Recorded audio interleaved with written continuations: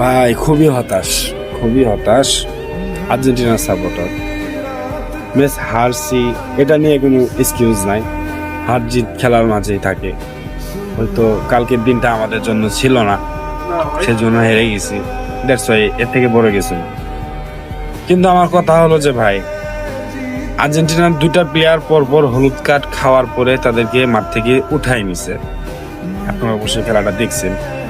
কিন্তু তৃতীয় নাম্বার যে প্লেয়ারটা রেড কার্ড খাইলো, সে কিন্তু তার রাগের কারণে একটা হলুদ কার্ড খাইছে। তো আর্জেন্টিনার কোচ তাকে কোন হিসেবে মাঠে রাখলো, এটা আমার মাথায় ফেলেন। মাঠে রাখলো, একটা কার্ড খাওয়ার পরেও মাঠে রাখলো, তাকে যে তুললো না, সেই আবার হলুদ কার্ড খাওয়ার পরেই লাল কার্ডটা খাইল। তাকে কোন কারণে মাঠে রাখা হইলো, এটা আমার মাথায় আসে না। আগের 90 মিনিটের বেলাও কয়েক মিনিট 10 প্লেয়ার নিয়ে খেলা হইলো, এই কারণেই। তারপরে যে আবার লাস্ট টাইম যে আরো আধা ঘন্টা দিল, 10 প্লেয়ার নিয়ে খেলতে হলো। এই 10 প্লেয়ার নিয়ে খেলতে হলো বিধায় কিন্তু ম্যাচটা ঠকলো। একটা মাঠের একটা প্লেয়ার, আপনারা কি মনে করেন আমি জানি না, তবে আমার কাছে একটা প্লেয়ার না থাকা মানে অনেক কিছু।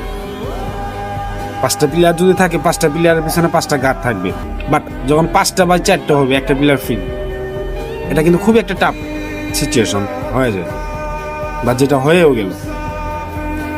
আর কালকের খেলাটা খুবই দুঃখজনক একটা খেলা হয়েছে, কারণ ওইভাবে আর্জেন্টিনা কামব্যাক করতে পারে নাই। সো এই বিষয়টা নিয়ে আমরা ফ্রেন্ডস যারা আছি খুবই হতাশ, মন খারাপ। তবে আমরা আমরা আমরা বেটার, অনেক বেটার। কারণ হলো কি, আমরা কোয়ার্টার সেমিতে এগুলো তো বাদ পড়ি না, আমরা ডিরেক্ট ফাইনালে যাই বাদ পড়ে গেলাম। দেখছো, এছাড়া আর কিছু না। তো সবাই ভালো থাকবে, আল্লাহ হাফিজ।